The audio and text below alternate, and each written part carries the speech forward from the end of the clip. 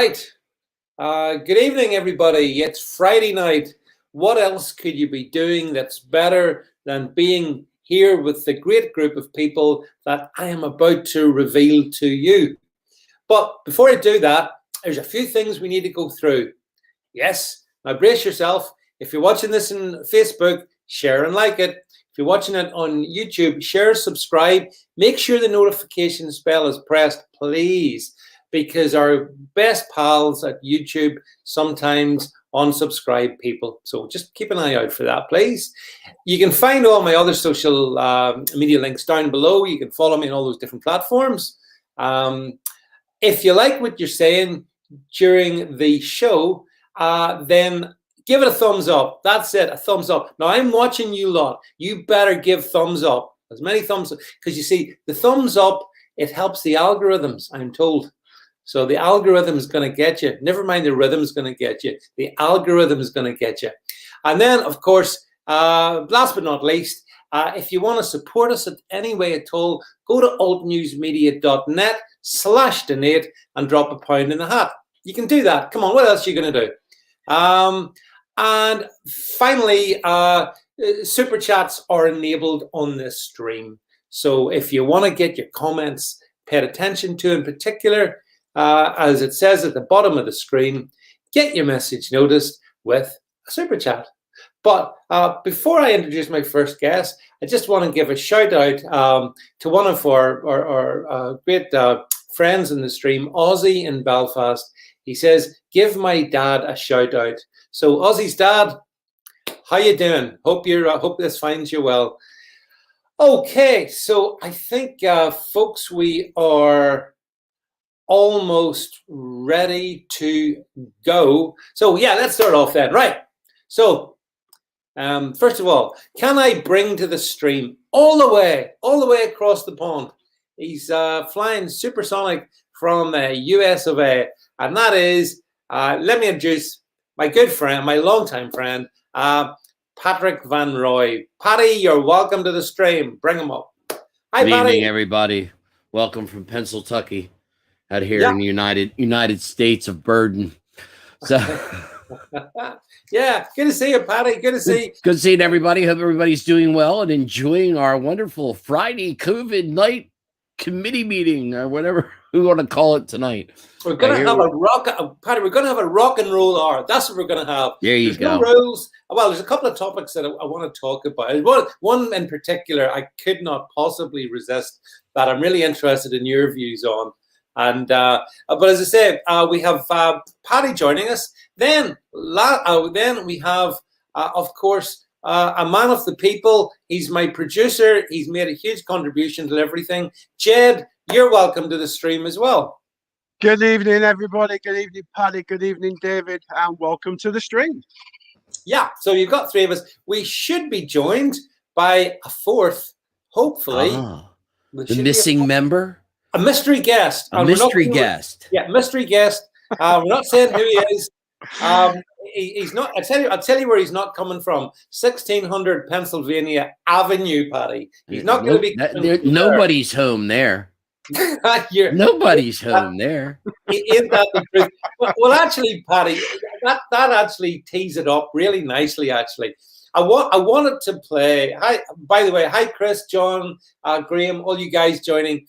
Patty, there's so many things I could have played you, but I just wanted to play this particular one because it amuses me and it saddens me in equal measure. So, Jed, can we just play this little short video to the stream, please? Way to get something done, if it holds near and dear to you that you like to be able to. Anyway, we're going to get a lot done, and if we have to, if there's complete lockdown and chaos as a consequence of the filibuster, then we'll have to go beyond what I'm talking about.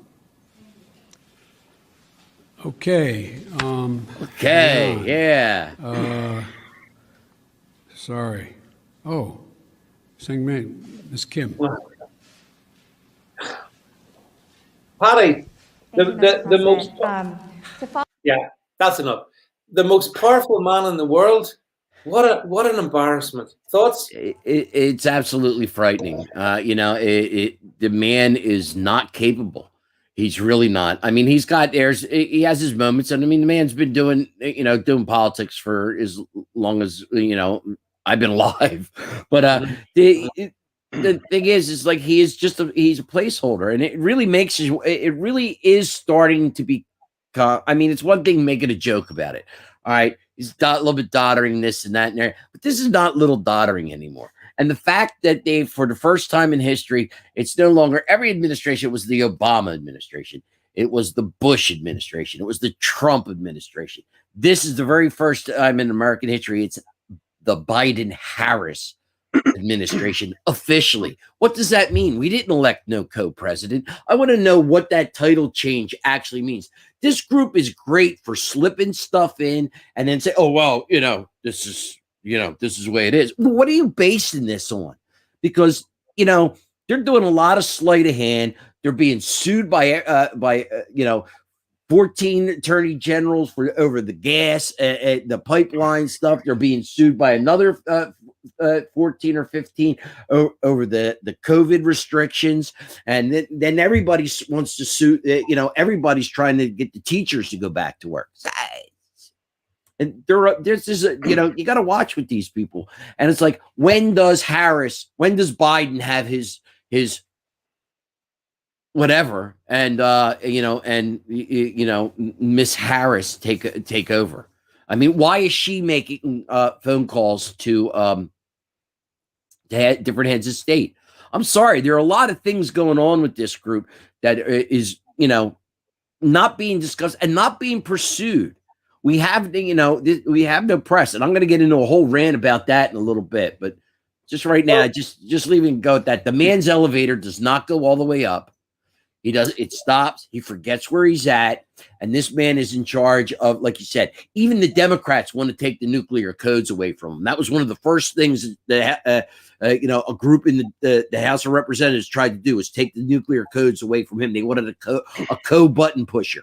Right. Jed, what was your thoughts on cringe Biden's press conference? Just before I give you my comments, I'll just let you know Eddie's in the green room waiting to come on. Oh, David. Sorry, I can't say.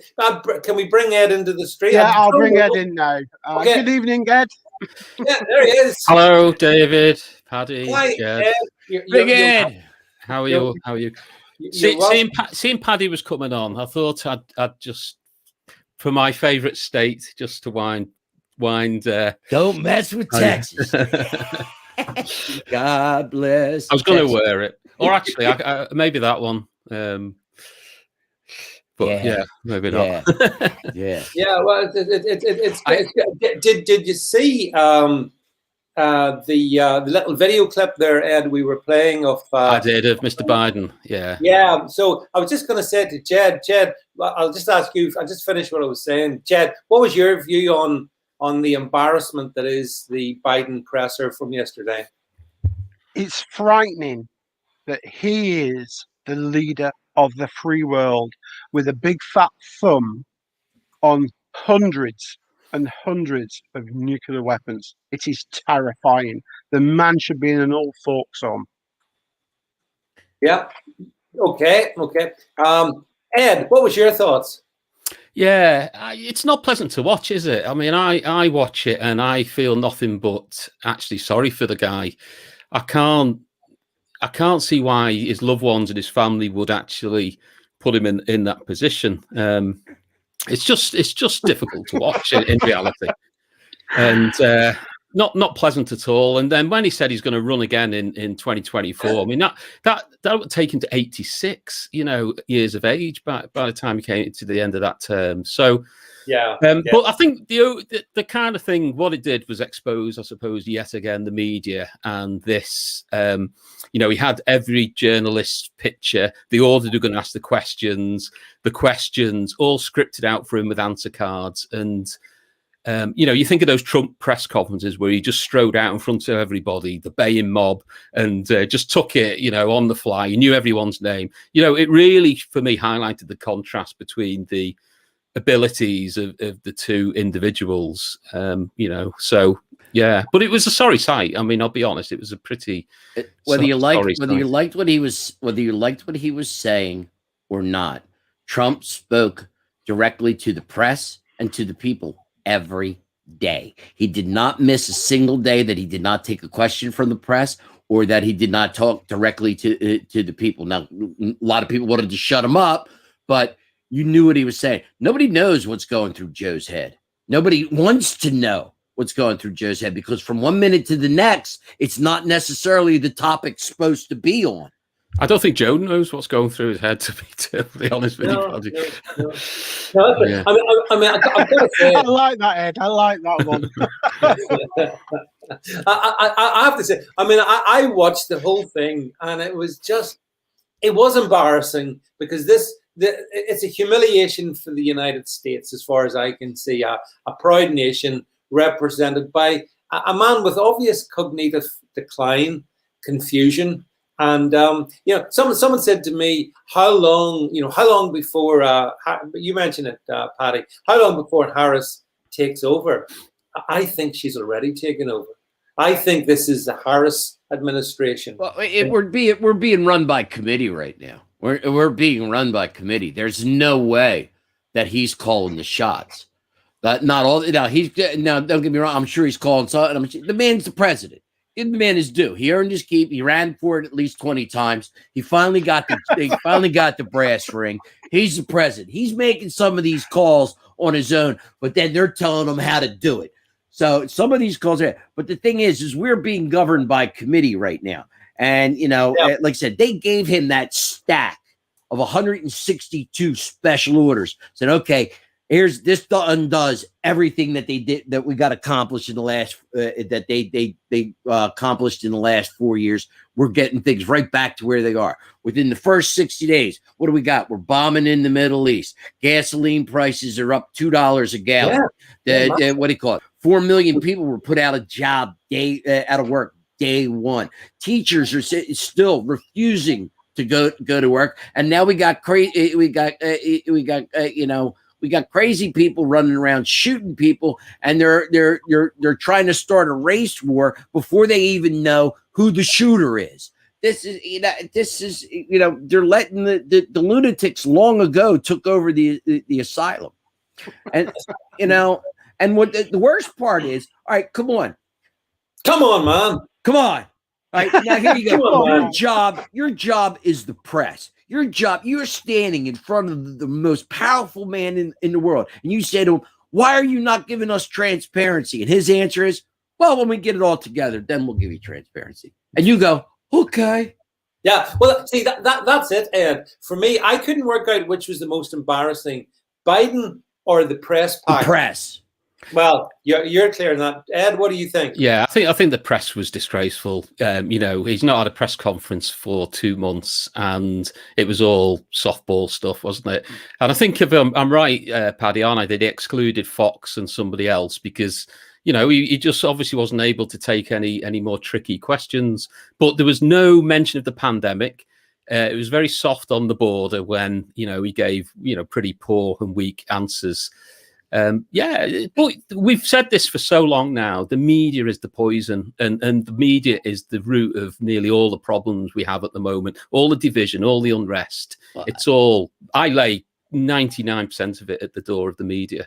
Well, I did a video. I did a short, like David does. I did a short earlier in the week on the press. I'm outraged about it. The press. We've got 20,000 unaccompanied minors shoved into the facilities that only hold 5,000 kids. These kids don't speak English. We have no idea. They have no identification. They have phone numbers. Call this person. He's a relative. Now, the coyotes are being paid money for these kids to deliver them here. They're getting dropped off to people. We don't know where the kids came from, where they're being going to. A lot of them are being sold into sex slavery and human trafficking. This is a human trafficking problem.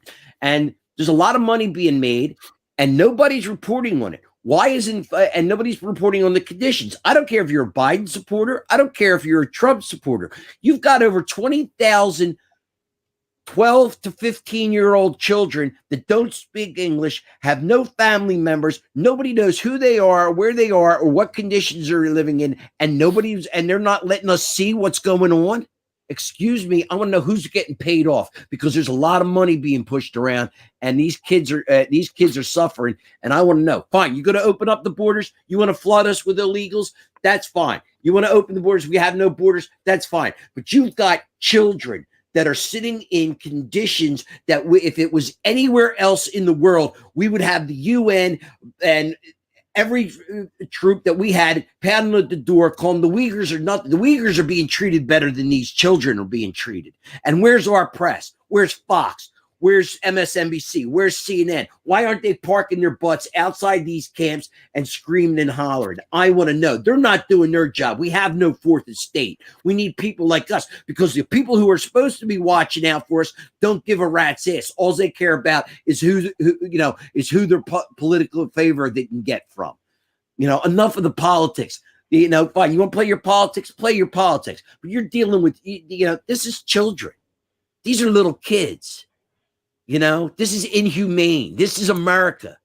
This is not supposed to happen. Yeah, I think there's so many questions about it. Guys, the whole. Hi, by the way, hello, Linda. Nice to see you on the stream. It's always good to see you.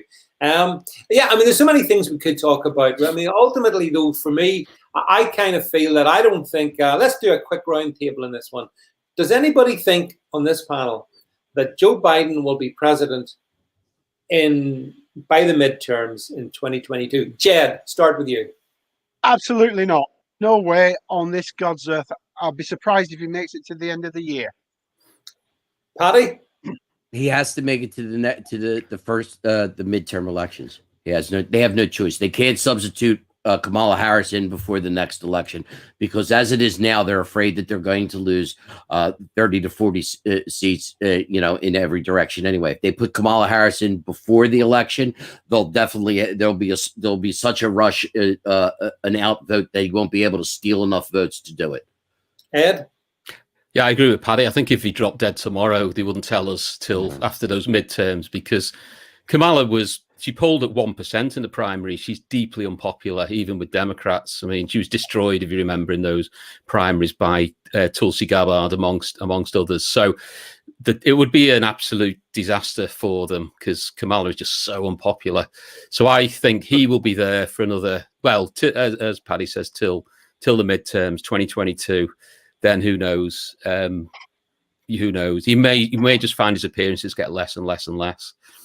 Yeah, after the midterm, something will happen. I'm sorry, David. How can his appearances get less, Ed? He's only done one press conference and he's been there 3 months. Well, yeah, exactly. Yeah. I tell you what, though, I think it was it the Sky or the BBC coverage, and they said he rushed off from the press conference so he could just carry on with getting on with the job, not standing in front of an audience. Unbelievable. Cover for him. It was unbelievable. I know. I mean, they are desperately covering. I think, Ed and Paddy, I do agree with your analysis that they have to get him to 22. To midterms in 22, but I also agree with Jed. I don't know that his health is actually going to. I'm not sure that his health will get him there, because let's be honest. To be at that 78, isn't it? 78, coming into a high pressure job, even if he doesn't know what's going on, it still has an impact on person with what appears to be early on stage dementia or Alzheimer's, so I have my sympathies for Biden, but going into that position, he knew what he was doing. Let's be honest, he was being manipulated, and I think the pressures on him are telling. He's falling apart by the big. I mean, a couple of gems came out of that press conference. He did claim to have been in the Senate for 120 years. He claimed that, which was entertaining. The only honest thing he said. Well, yeah, so I reckon that makes him about 160. So he's looking really well for a guy of that age. And then some of the answers he gave. I mean, he claimed, for example, that no country in the world was rolling out vaccines per capita faster than the US. That's wrong. Patently untrue. Not that I approve of it particularly, but the UK is out, and I think other countries as well. But where are the fact checkers, David? Everybody but the EU, they're just stealing everybody's. Ed makes a really good point. Where's the fact checkers? They disappear, don't they? They disappear. I mean, yeah, it's incredible. Where have they gone, Paddy? Where's the fact checker? What facts? What facts? Where's the Russian collusion? I'm still waiting for the first Russian to be found. Where's the Russians at? But every time they're still convicted. They're still convicted Trump. If he blames Trump for one more day, Trump blew up the border. Yeah, he took this man. Yeah. Now here's my question. All right, you're a reporter. Trump dismantled everything we had. We have to reestablish everything that was dismantled. That's why there's chaos. Oh, okay, Mr. President. So what you're saying is your plan is to just keep importing 100,000 children a month, and the only problem is that your ability to handle that flow of amount of children was dissembled by Trump. So, but your plan is 100,000 children a month, correct? That's the follow-up question. Where's the follow-up questions? Yeah, well, Paddy, there's no follow-up questions. There's no fact checks. This is a compliant media trying their best to protect their man. It's not compliant. It's complicit. No. These people lied for 4 years. We had the FBI and the CIA and all these other maniacs. But it's disinformation. Show me one conviction. They investigated Donald Trump for 5 years. They didn't find one unpaid parking lot. And I still fight with people every day that they're going to come and arrest them. For what? But that's what the news printed for 5 years. They're still talking about it now. They're for 5 years. They're still talking about Trump. I want to know what's happening with Hunter's laptop. The FBI's had that laptop now for 2 years. Yeah, he was paying off money with the Chinese. What happened to that connection? Well, who just ate our lunch while the little crazy man in North Korea shot missiles at Japan? Yeah, because the little crazy man in North Korea now realizes that the US is a paper tiger. That's why it happened. But Biden's administration can't even get hold of him. They've not been able to contact him. He ain't answered the phone. He would answer. He would. Yeah. It's comical and yet tragic in equal measure. Is all I can say. But anyway, that's okay. That's enough. We're going to jump back this side of the pond now because Ed. A big story, and it started about yesterday or the day before. And Paddy, this is an interesting one. You may have seen something about it. It relates to a grammar school in a town called Batley in the north of England. And Ed and Jed, by the way, that's like separated at birth. You should give us a song, you too. Ed and Jed. But so this grammar school, a teacher in this grammar school, in I think it was religious studies ed class or whatever. Anyway, he showed the class a couple of cartoons of Muhammad, the Charlie Hebdo cartoons, and then all hell broke loose. Ed, do you want to talk us through this one? Because it's a big story.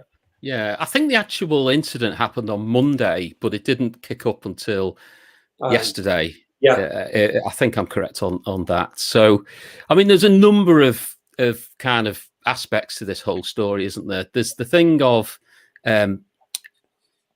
was he right to show this cartoon in a religious studies class? Now, anybody who's a libertarian or values free speech or freedom would say that, of course, you have to offend people in any functioning democracy to share ideas and have healthy debate and challenge people. And, nobody has the right not to be offended. So there's that element to it. And there's the element of, and we don't know the details, should he have given the heads up to pupils that might have been upset, let them go. So that's all one side of it. And the facts aren't known, despite what people are saying. That's not really come out as yet. So we'll park that. But for me, the kind of really eye-opening or alarming element to this, where the mob on the school gates, intimidating the kids and the teachers and making demands. And for 2 days now, we've seen West Yorkshire Police do nothing, just not tackle them at all. Yeah. Students reported that some of them were carrying knives, not seeing that followed up by the police. Making demands, demanding somebody is sacked and fired without any due process, or nobody's pushing back on that. Nobody's telling them, hang on a minute, that's not for you to make that decision. You know, that is. And then you see these kind of activist groups and people and like Baroness Warsi and people like that not being helpful. You know, there should be a unified voice here to say, hang on a minute, you know, something has happened here that we don't know all the details on, but it isn't illegal. Nobody has the right not to be offended in the UK over anything religious or whatever it might be. And you don't go making demands and threatening people. And of course, it's the more the anger grows. We've now had death threats. The poor teacher has had to go into hiding. He's been thrown under the bus by his headmaster, who immediately suspended him rather than stand behind him and say, you know, just a really poor sequence of events that actually have emboldened the mob yet again, that actually if we kick up enough fuss, we can get our way. And that is just a dangerous message. So it's like a skirmish, and if we concede to the mob on this, it'll happen again and again and again. So quite eye-opening, quite an alarming series of events, and craven cowardice and weakness from both the authorities, the head teacher, and I've got to say the politicians. You know, I keep saying this, we've got a Tory government that is anything but a Tory government. You know, these things need nipping in the bud, and they're just not. They're allowed to fester. So that's my 2 pence. I got a question, Ed. Especially with all the restrictions on your speech on that side of the pond, didn't somebody dox this teacher, say where his name, where he lived, and everything else, that they had to move his family because they were getting terroristic threats at his house because they publicly announced where this guy lived? Yeah, so there's a charity that's threatening. Charity called Freedom of Life, I think it was called, where the chair, a registered charity. And the chair, whose name escapes me, is being platformed right across the media. And as of when I last looked, his tweet is still up that names the teacher, despite volumes of people saying take this down immediately. There's, this guy's life is in danger, and you're right, Paddy. The police have had to put him in a secure location. But have they done anything to the guy who doxed them? No, and this is it. And nor the people making the damn tweet. Nor the people making the threats. There should be an investigation. We saw what happened to Samuel Paty in France, and and he actually, it came out there. Actually, he hadn't done what he was accused of. It was a pupil had made it up. It was a malicious thing that happened there. So very, very irresponsible. But again, the media very irresponsible to platform somebody who's acted in such a manner. And it's pretty shocking. Can I just say a warm hello to our Hawaiian regular visitor on the stream, Donnie Girl, all the way from Hawaii. Apparently, she's watching the live feed, Paddy, from the border with some of I think it's the Republican senators going down there to look at cages. Ted Cruz and like 18 others. Yeah, hopefully to look at cages and cry. But anyway, Jed, back on topic. So I thought, Jed, that we have COVID restrictions in this country. And those COVID restrictions, for example, prevent groups of people coming together. And yet when we look at this school, Batley Grammar School, and we've seen the feed, there's a large group of very non-diverse, has to be said, overwhelmingly men, not many women in that particular group, Jed. Here we go, here. Okay, I'll just hand it over. Jed, comments on that, please.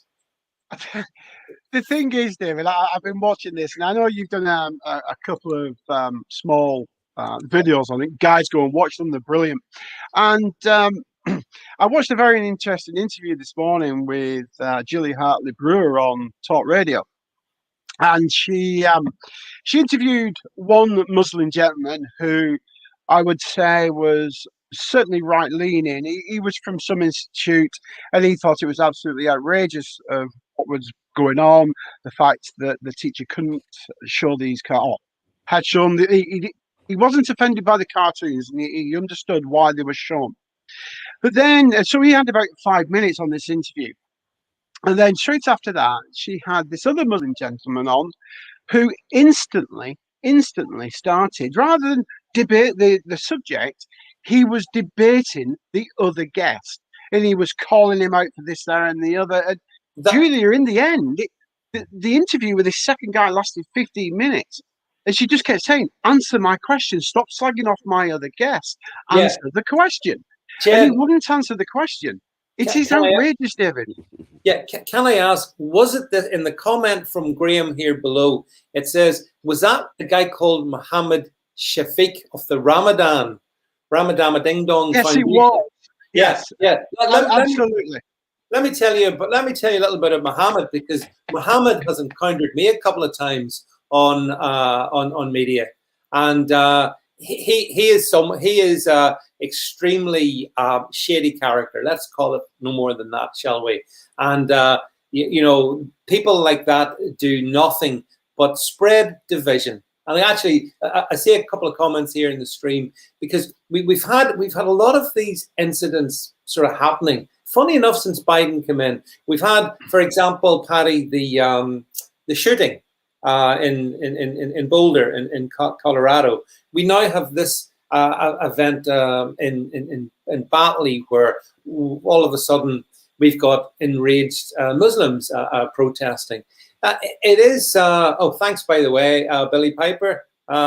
Billy says, you buried him on the battlefield, David. That's why they banned you. Yeah, victory for me. I don't have to go on crappy mainstream media anymore. I can have proper conversations with proper people like we have in the stream. But yeah, so you know, you do wonder about, you know, all of a sudden it's like we're back in the Obama age again. Patty, you know. The whole thing, everything's just like they just want to shut off the last 4 years, and they have, and everything is going back exactly the way it is. And so you're going to see what's going on. You had a beige Muslim man shoot 10 white people, and they're screaming, the guy lived. It had to be a white man that killed it. Let's get the facts out, and you also too is like. You know, they want to charge the guy who is addicted to the prostitutes down in Florida, because most of the prostitutes were of one, you know, racial denomination that he killed, and they wanted to make that a hate crime. Now, this guy in Boulder, everybody he killed was white, and majority of them were white women. He killed 7 white women, and they're dead. No hate crime there. Excuse me. I mean, this guy ran around screaming that he was going to, if you said anything wrong against him, he was going to turn you in for a Muslim hate crime. But this guy shoots a whole bunch of white people, guns down 7 white women and 3 white men. And, you know, and some of the, I mean, and ranging in age from like 15 to 70. I mean, this guy was just, if you were white, he shot you. That was his only qualifying thing. And he gave himself bonus points for women.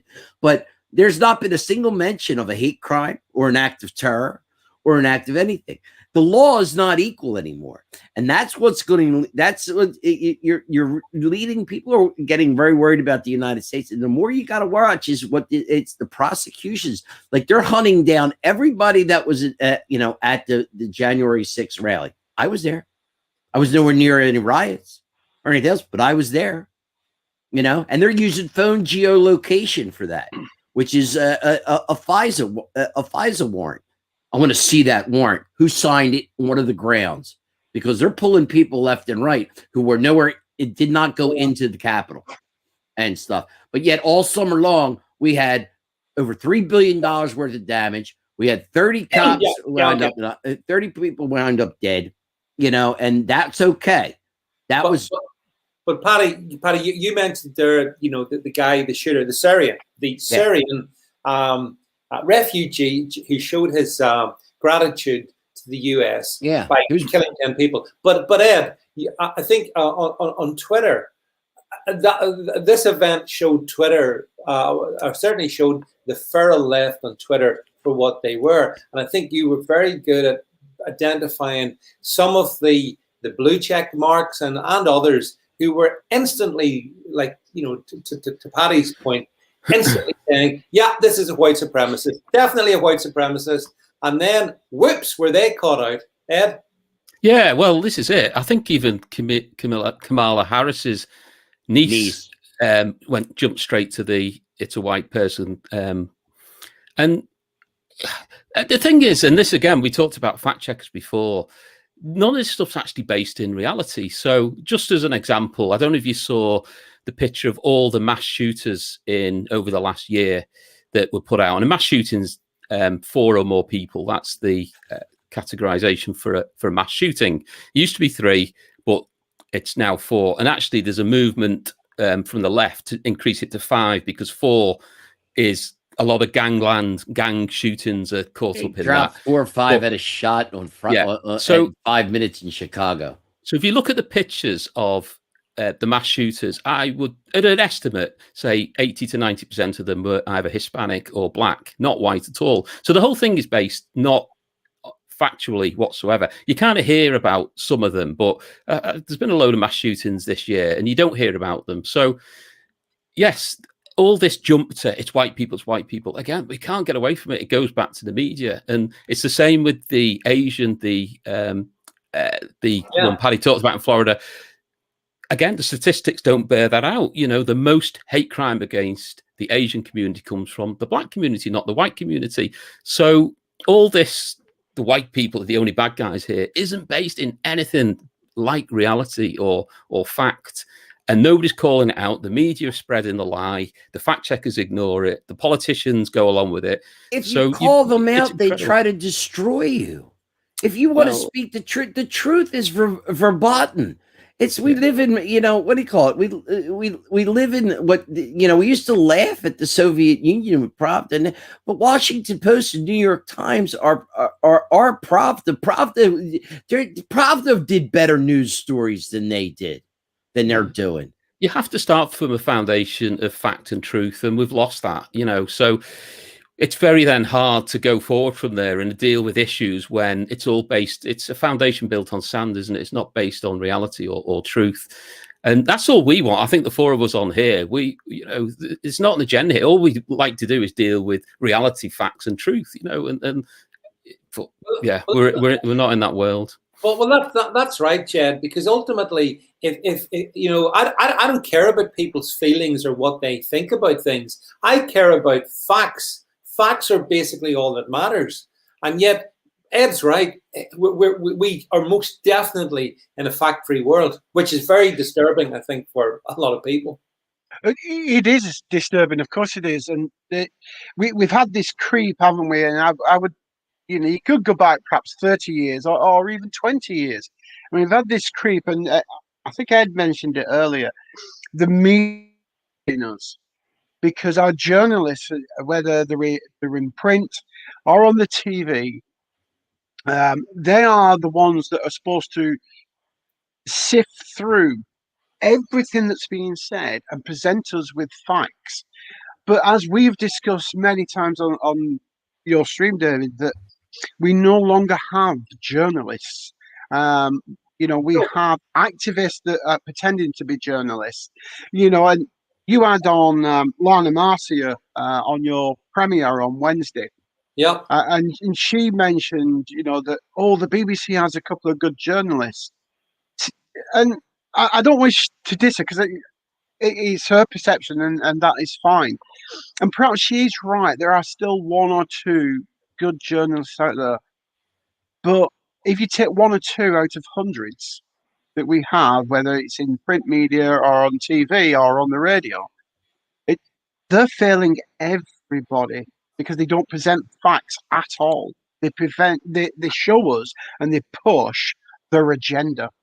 Yeah, you're right. Doniger refers to them as the New York Slimes and the Washington Compost. Actually, on the subject of the Washington Post, isn't it? I saw they actually had a headline out unbelievably, seriously hailing the Biden press conference. Did you see it? Yeah, Yeah, honestly, it's just sad. it's down. Washington Post is responsible for the state of journalism as it is today. That's where that's where, see what you call, you use this word journalist. A journalist to me is, that's a dirty word, because if you're a journalist, what you are is you're an opinion writer. That's all you are. You're an opinion writer. A reporter gives facts. Now I don't mind if you lean left, you lean right, you lean wackadoodle. Who cares? Report the facts. Be a reporter. Now, journalists give their opinion and slide in the facts to match how they want you to view it. Journalism, is a disgrace to the business. We've lost the fourth estate, and there's nobody looking out for the people. They're instead, what all they're doing is pushing their agenda, their philosophy. I don't mind you pushing your agenda and your philosophy, but how about a little bit of facts of what's actually going on too?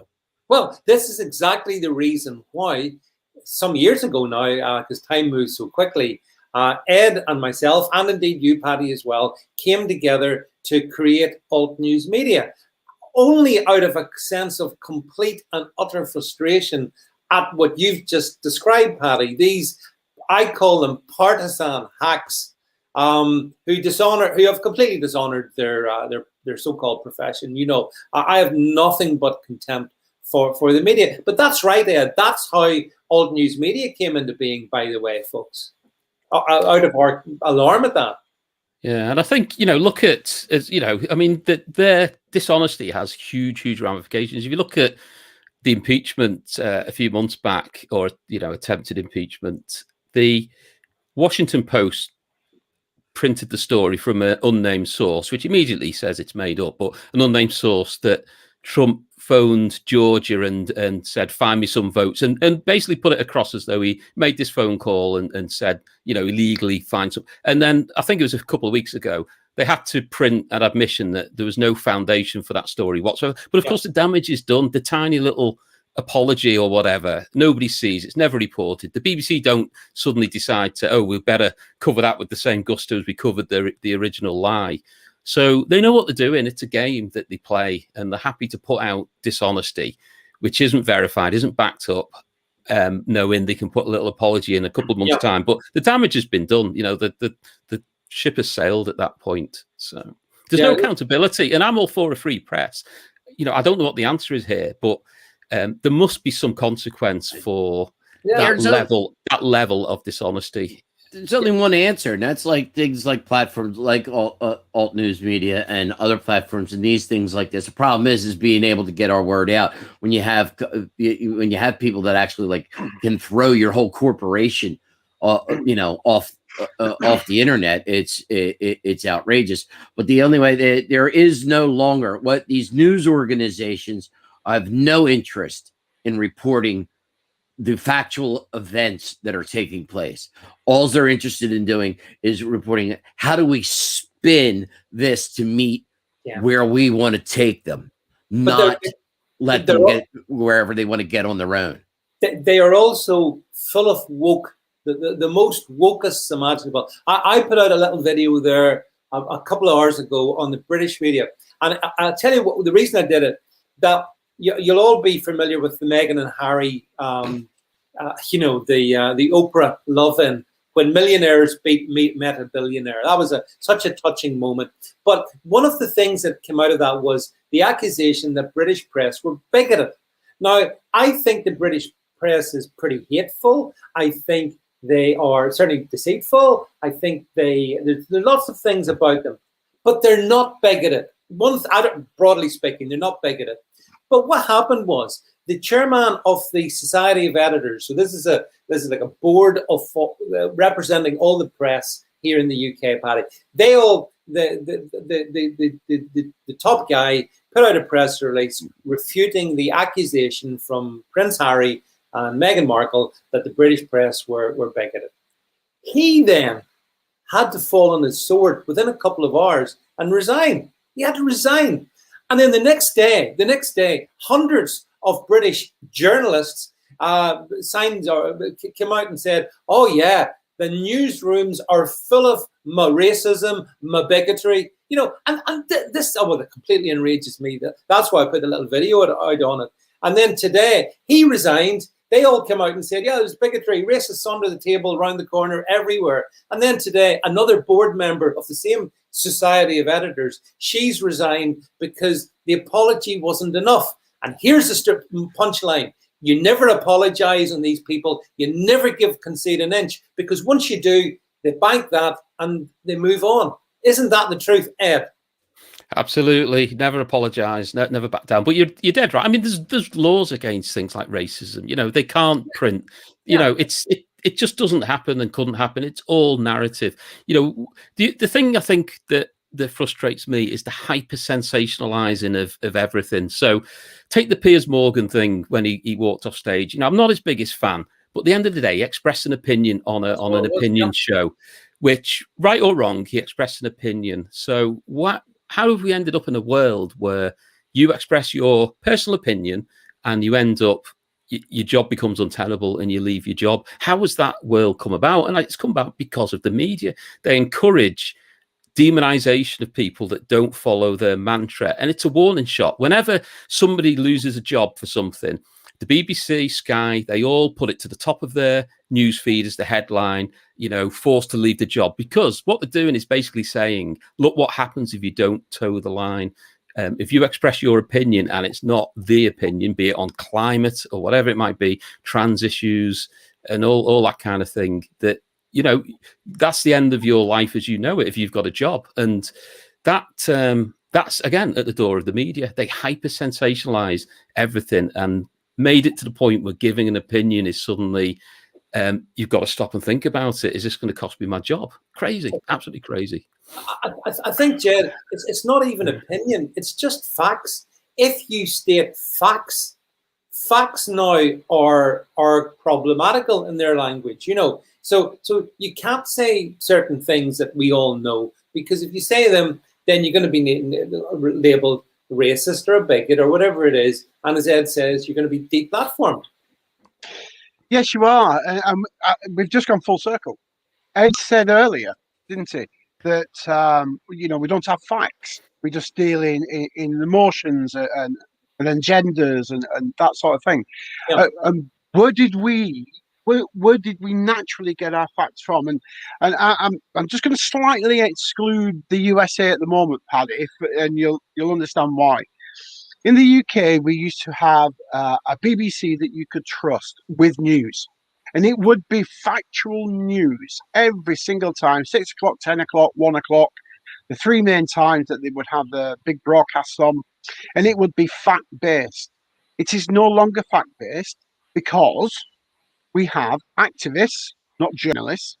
And what has Sky done? You thought, well, if we get Sky News in it, you know, 24-hour news with Sky News, we'd have so much facts that we'd be drowning in them. But again, we're not. We're not drowning in facts. We're drowning in activism for whatever the cause is. And you're right. I watch your videos, obviously, David, and you state facts, particularly, let's say COVID. You state facts on COVID, you know, from Euromomo constantly. Yeah. But the press won't give those facts, because they go against the narrative that every single person that ever comes in contact with anybody dies. Right, Jed, that's a really good line-up then. Right, we're into the last 10 minutes, and we haven't even talked about COVID yet. And actually, that seems to be all we've talked about for almost a year, apart from the time of the US election. So let's talk about COVID. Actually, Paddy, Jed, I mean, you're right. I do, when it comes to things like COVID, and especially when we're broadcasting on YouTube and Facebook, who are super sensitive about these things, it's always good to stick to facts rather than opinion. So I enjoy, you know, looking into the data. And here's the thing, and this is, I think, true in the US and the UK in particular. We have all these people, probably led by Dr. Fauci, head of the snake, telling us that you know, you got to follow the data, follow the science. But Ed, that's not quite how it operates, as far as I can see. Because if we follow the science and the data in the UK, for example, right now, Like, for example, in Northern Ireland, nobody's died of COVID for over 3 days. Death count, 0. Hospitals, way below average. Why the hell are we locked up? Why is that? Control.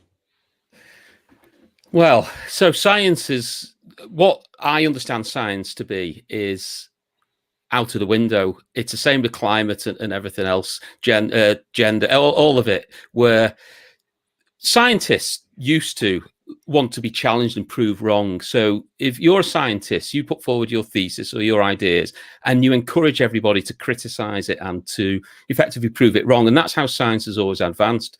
But in the last maybe 2 years or so, the opposite has happened, where if science is challenged, the people challenging it are heretics and, you know, and closed down. And so it's not science now. Follow the science. Who knows what the true science is? Because I don't know about you guys, but I choose not to believe the scientists now, because they are as bad. You know, what's Dr. Doom called? The guy who keeps predicting everything's going to get worse. And yeah, it's agendas. It's agendas again.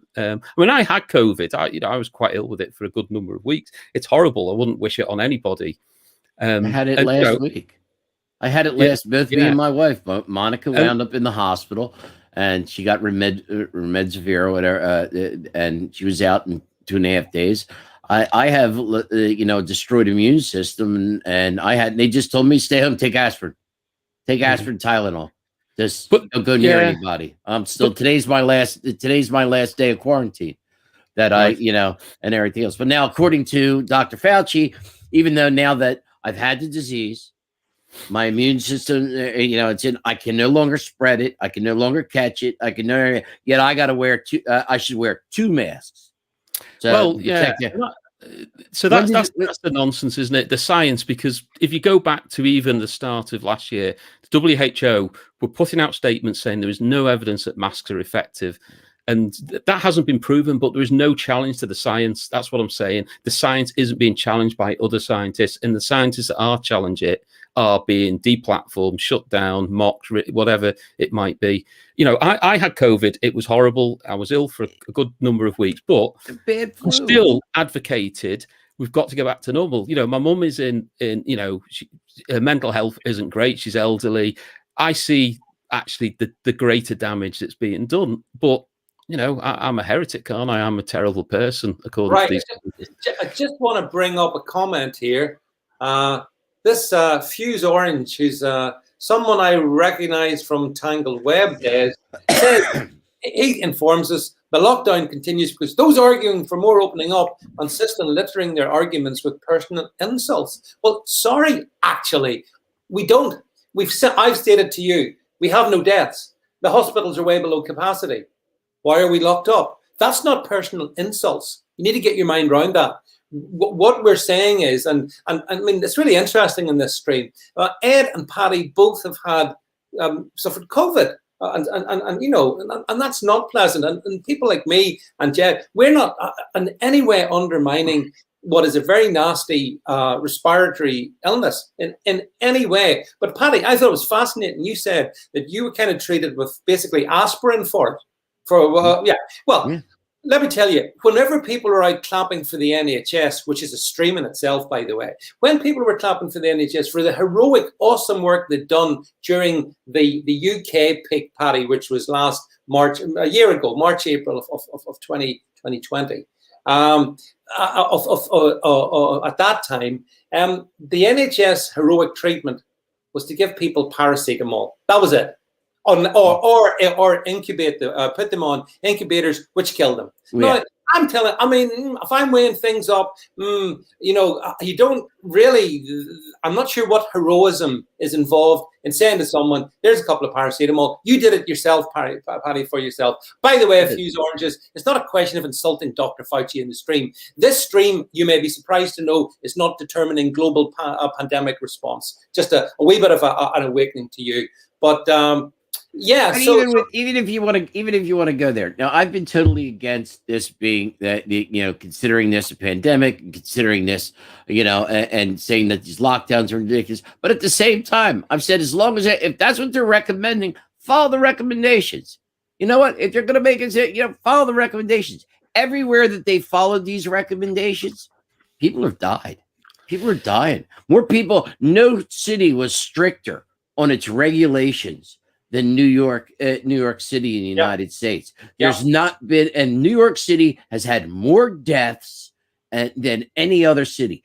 We're supposed to follow the policies of people whose policy it was to send sick people into the most vulnerable community in our society, to lock down old folks' homes. So they put them in the nursing homes. They killed 20,000 seniors in New York alone. They've killed all between New York, Pennsylvania, New Jersey, Wisconsin, and California. They've killed over 100,000 seniors, all from putting infected people into the facilities. Now, these are the same people.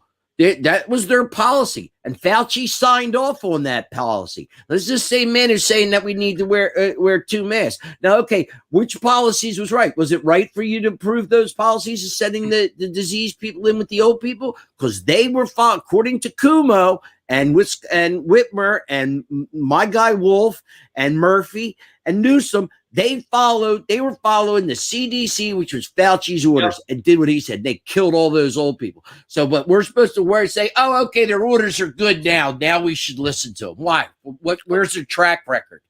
What's their track record? Jed, I've got a question for you. Chris Davis says, can you, when Boris, he says, can you ask the panel, when Boris will announce that April the 12th, bar beer garden opening will be put back because of the third COVID wave? I think this is why. Yeah, do you think? Are we going to see a grand reopening on April the 12th, or do you think there's a possibility the awesome third wave might just hit? You know, the thing that's sweeping across the continent at such a scale that the all causes mortality is below average. That one. How do you think that's going to work out in April the 12th? Well, actually, I'll answer you, David, and I'm going to answer you with showing this.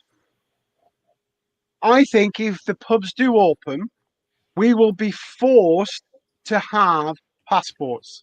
We'll be forced to have something on your phone with your medical record that you've had the jab, or you've had it, or you've had a test. And therefore, because I don't think that will be legal, I don't believe we will open on time. They will use this third wave, these other variants, as they keep going on about. Bearing in mind, up to the first variant that we had, which I think was the Essex one, there'd already been 12,000 variants worldwide. But now they started naming them, they seem worse. Have you noticed, like in America, when they used to have big storms, they would give them a name? We do the same in the UK now. We give them a name because then we can talk about them. We don't just talk about a storm. We talk about Storm Benny or whatever it is. But now we talk about variant Essex, variant Brazil. And that's how they get you. Yes, Storm Benny doesn't sound very intimidating to me. I can't think of another name. I would laugh in the face of Storm Benny.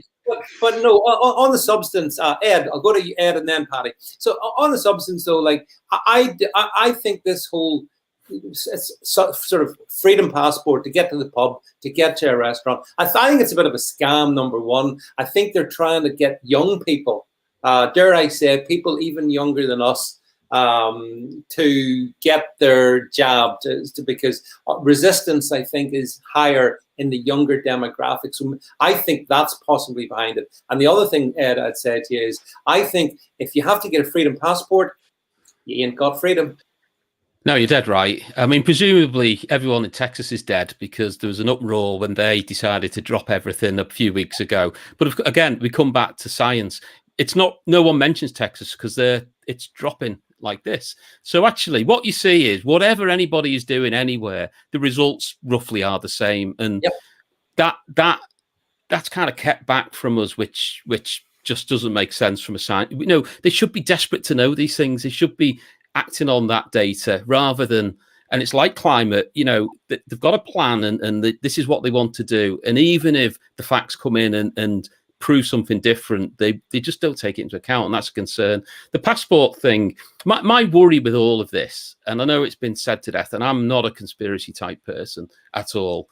So, but I do worry that what we're seeing here is a softening up for, climate lockdowns every few years and other lockdowns too. This feels like not an experiment, but it feels like an exercise in controlling the public that, from a powers that be perspective, has gone incredibly well. We've been in the main compliant, and you're already starting to see the messages about how good this has been for the environment and all the rest of it. Is this the thin end of the wedge? In a few years' time, they're going to have one of these big meetings. We've got one in the UK this year where we need to lock everyone down for 6 months, and that is a concern. That really is. I mean, what I can't quite get my head around is there's pubs opening and or planning to open, spending thousands and thousands on making it COVID safe, if you like. Is that all going to get stripped away in a couple of months and knocked down? It feels like it's all going to stay. I mean, some of these things are really permanent. I got a coffee from a drive-through coffee thing, and it had this mechanical arm that passed me the coffee, and that's in every. And I'm thinking, this feels permanent to me, and that concerns me. It really concerns me. I think, Paddy, here in the UK, we've had shocking compliance. Nice hat there, nice headwear from Ed. I like that, Ed. I like that. Go West with Texas. But Paddy, we've had terrible. The public have been very compliant. They've gone along with everything, which depresses the hell out of me, by the way. But in the state, when I look in the States, like we've talked about Texas, you could talk about Florida, you could talk about South Dakota. There seems to be a different approach. Is that right, or am I reading that wrong? You're reading it a little bit wrong in one sense. It's like, all right, everybody here went, they scared the crap out of everybody. They told everybody we were all going to die, and we were going to die horribly, and we're going to lock you. We're going to just stay home for 2 weeks. That's it, and it'll all be done. Well, everybody complied. 2 weeks has now become a year. Yeah, same here. And they destroyed the economy. And the passports, I'm sorry. Where do I wear my gold star? Do I have to put my gold star on the mask, on my mask? Is that where my gold star is going to go? Because, I'm sorry. You're going to segregate people on these passports and all this stuff. This is all just control. And as far as the science is concerned, like I said, you said the science ed started, as of 2 years ago, you started doubting the science. The science, when did climate change start? That's when they destroyed science. There hasn't because been science. It no longer exists. There's no such thing as a consensus in science. When you split an atom, it's not consensus. It's a proven law. It's a proven laws of physics, and you cannot change them, Jim. Hey, Paddy, you're being asked, what state do you live in? Or Hawaiian? Pennsylvania. The proud state of Pennsylvania. Pennsylvania. Chris Davis says Ted Cruz for president. Okay, quick one. Is Ted Cruz ever going to be president? What do you guys think? I don't think he'll ever be president. I quite like him, I must admit. I think he stands for all the right things and says it like it is. I don't think he's president material, to be honest with you. That's just my personal opinion. I don't think he'll make it to president. What do you reckon? I think he would be, probably the only politician, right? That's in this that's serving right now in Congress that would be a good president. But Ted Cruz is unelectable. The right would elect him in 1 second. We won't get a single vote from the left. People don't understand. Donald Trump won with the Democrat union vote. The unions, if it wasn't for the middle class and the union workers and and the working class, they carried Donald Trump. No hardcore right wing politician, no hardcore left wing politician can win. We won't get into this whole thing with the election or none of that. Ted Cruz was the only person though that he got to remember. He was the last man standing before Donald Trump. Cruz is, very well liked under things. You know, it would have been nice to get him on the Supreme Court. Now that'll never happen. Our best bet is he'll just serve, stay in the Senate, and keep raising hell. Jed, what's your thoughts? Ted Cruz, could he ever be president? I think I agree. No, he couldn't. I think he's great. I think he puts across a really good argument when he's cross-examining in those Senate meetings and etc. He's absolutely brilliant. He's on fire, and he tells them as it is, you know. And I see the clips on Twitter and what have you, and I think, go on, Ted, you know, give it them. But president, no, because I think I agree with Paddy's thoughts that Trump got it because he's right. He got the union votes. Every union was with him. So and Ted won't get that. I actually think the answer to the question is no. Cruz won't be president. Trump will, because 3 months ago I thought Trump was done, and now I see how horrendous the Dems are and how they're going to melt down so much. And 2022 is going to be a tide mark potentially. And so, whilst I thought it impossible in December, January, I don't know what you guys think.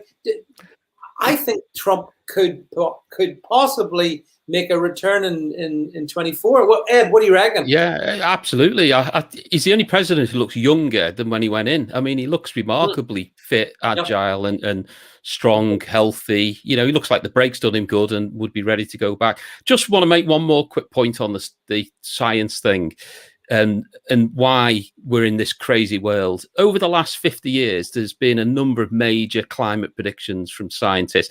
Not a single one has come true. It was cool and it was all the things over the last 50 years. Not a single major prediction has proven correct. So why do we still trust people with that track record? Neil Ferguson, everything he predicts, he gets wrong. We still trust people that have a track record of 100% failure. And yet we're not allowed to challenge them. And that, for me, doesn't make any sense whatsoever.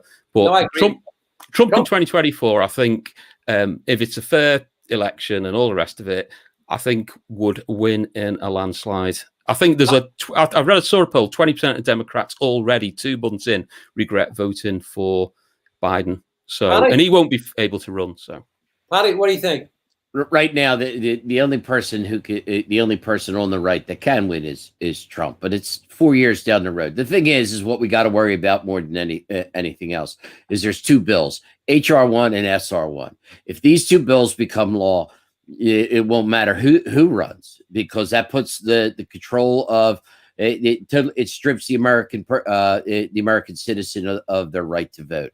All votes are all people who are eligible to vote are under the control of Nancy Pelosi, and all the vote count is done by Nancy Pelosi. Whoever if they pass HR1 and SR1, the federal government now controls the voting system, which means and you cannot challenge it. It's illegal in both these bills to even ask somebody for their ID or proof that they're a citizen. So right there, it's like I said, if they pass either of those bills become law, we got real problems. The next election's not going to happen one way or another. But what's going to happen is right now the only person on the right that can win is Trump. But that's 4 years down the road. We got to survive this 4 years. Yeah, no, I agree. But a lot of stuff can happen in 4 years. Jed, do you think Trump is a potentially viable 24 candidate, notwithstanding what Paddy's just said? I do, because also remember that the last time we had Paddy on as a guest, I created that little video of his speech coming into the White House and his speech leaving the White House. I ended that little video with what I believe, and I ended that video with Trump 2024. He's got the job. It's just a matter of whether or not the vote's legitimate. I don't see he can't lose at this point, and it's only just begun. As I said to you before, when we were backstage, that I agree with those 2 bills. If they pass, it becomes almost impossible. But also, as I said to you, Biden is currently importing 100,000 new voters every month. So it's not just the bill; it's the voters that are being imported across the border every month that will stop anybody other than the Democrats from getting anything. Hey, listen, there's so much we could have been talking about. We could have been talking about the fact a British university is putting up a statue to Greta Thunberg. Yes, seriously. No kidding, Paddy. It's unbelievable, but it's true. I think it's I can't remember which one, Ed or Jed. Can either of you guys? It's Manchester. It's Manchester. She's the face of science. She's a victim of child abuse. She's the face of science in 2021. Yeah, and actually, do you know something? Actually, Ed, in this one, and Jen, and Paddy, you see the whole climate change topic. It's so vast and it's so interesting that maybe what we need to do is have a separate a 1 hour on it, because you can slice it into so many ways. Because I think it's completely linked in to the pandemic/scamdemic. I think it's linked. I think we're gonna all know plenty about it, because as COVID maybe dies a bit, I think climate's going to come right up. So we could talk loads about that. And we could talk about Manchester University erecting a statue to the hobgoblin herself, little Greta. But unfortunately, the clock has beaten us. In fact, not only has it beaten us, we've beaten it because we've gone way over. But nonetheless, I'm flexible. Sorry, John has said it's Winchester, not Manchester. So my bad. Winchester. Yeah, we have great. Yeah, fact checked. Ed, you've been fact checked. I've been fact checked. Hey, the thing is, I'm happy to be fact checked. I'm happy to be fact checked and prove wrong. That's all right. On his birthday today, one of the University of Boston has said they are going to do a statue to Leonard Nimoy. Live long and prosper. God bless. Yeah. Oh, by the way, Fuse Orange, when I referred to Greta as a hang on, I got it here, as a hobgoblin. No, that wasn't an insult. Well, it was an insult to hobgoblins. But nevertheless, keep trying. Maybe one of these days you'll make a point. Right. Before we go, there's a wonderful cartoon I think you wanted to show, Jed. Is that right? There is, but just before I show that cartoon, if you don't mind, David, can I just remind everybody in the stream that currently YouTube are doing some funny things in the background, and you're not getting notifications of all the great videos David's putting out. So please remember to come back to the channel and check out every day. There's new videos every single day from David, so please come back and check them. Right, sorry, David. You wanted me to show. We always try and leave with a funny one. We leave you with this, but before we leave, I want to thank my special guests on a Friday night. What better gentlemen to be able to spend a Friday evening with than Ed and Jed? What a great name! We've got to get a proper mixture of those. Jedwood. Stop it. But listen, guys, seriously, thanks for giving up your an hour or so your Friday evening for the stream. I think everyone's really enjoyed it on the stream. I can see all the comments here, so that's really good to see. So thank you all very much. I shall return live on Monday night, so 8 o'clock. I'll be joined with Rebecca Butler, so join us then. And we've got other interesting streams coming up next week, so do try and make a point of being there. In the meantime, you'll get lots of daily videos and stuff. Like Jed says, YouTuber in the background doing stuff. I don't think it's directed specifically at yours truly, but it means that notifications aren't being sent out. So if you could check, that would be good. So listen, the final minutes of the Six Nations are playing. I have to go and watch those last 15 moments or so. So I'll leave you with this cartoon. Thanks everybody very much, and catch up with you. Have a good night. Good seeing you, Ed, David, Ed. Bye. Freedom passes. Beware.